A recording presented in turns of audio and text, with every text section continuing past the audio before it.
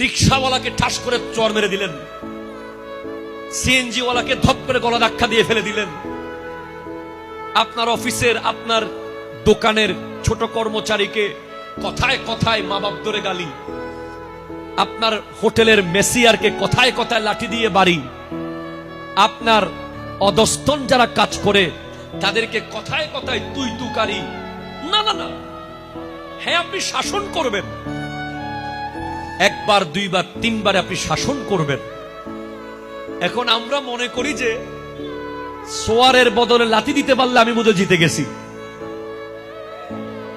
কথা বলো ঠিক কিনা, কথা বলো। আমরা মনে করি যে আমাকে সোয়ার দিছে, আমি যদি লাথি দিতে না পারি আমি তো শেষ।